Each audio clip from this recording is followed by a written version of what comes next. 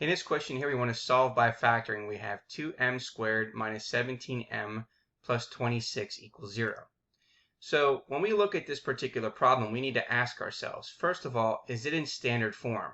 Now remember that standard form is ax squared plus bx plus c, and that's equal to 0. So that is considered standard form. So right now this is in standard form. We have 2m squared minus 17m plus 26 equals 0. Now they want us to solve this by factoring. So the first thing we want to do is, can we find a common factor between all three terms that we can factor out? Well, all three terms don't have anything in common. They don't have a number or a common. They don't have a variable in common. So now what we're going to do is we're going to start the factoring process. So we're going to go ahead and write out 2m squared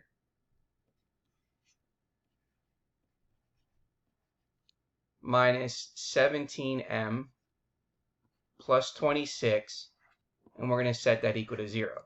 So the first thing we need to do is we need to do this by factoring using the AC method. Okay, now the value of A is 2. So we're going to take 2.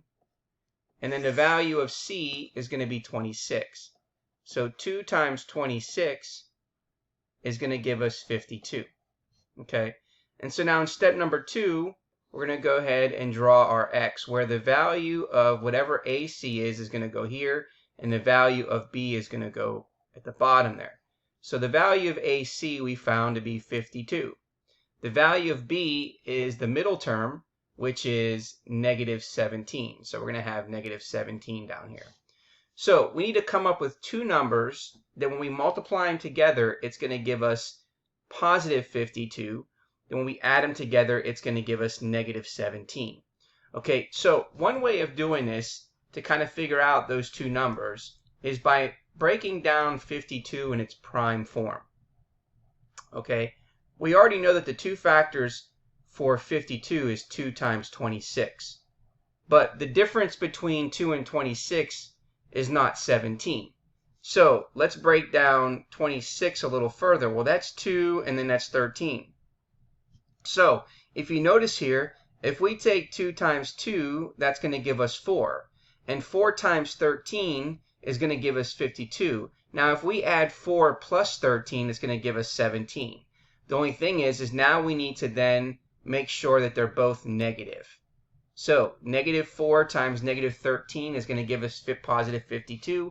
When we add them together, it's going to give us negative 17. Now in step number 3, we're going to factor by creating 4 terms and then factor by grouping. So we have 2m squared as our first term, and then these are going to be our middle terms. So we have now negative 4m and then minus 13m, and it doesn't matter which one you write first. And then the last term is 26.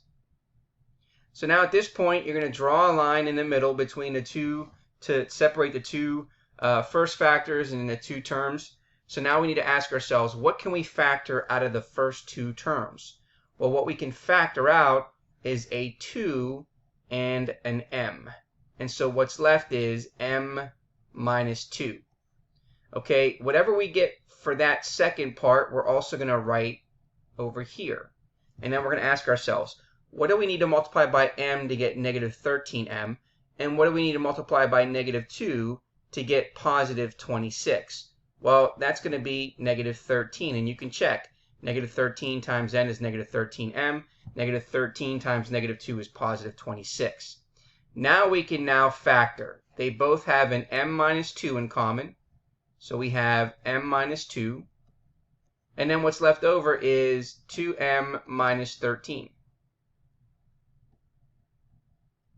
So now that is the factored form of that particular trinomial. So now in step number 2 over here, we're going to write out the factored form. M minus 2 times 2m minus 13, and then we're going to set it equal to 0. And now we're going to use the 0 factor property to solve. So we have m minus 2 equals 0, or 2m minus 13 equals 0. We're going to add 2 to both sides, And so therefore m is going to equal 2. Over here we're going to add 13 to both sides. We get 2m, which is equal to 13. Divide both sides by 2, and therefore m is going to equal 13 over 2. So now we can write down our solutions.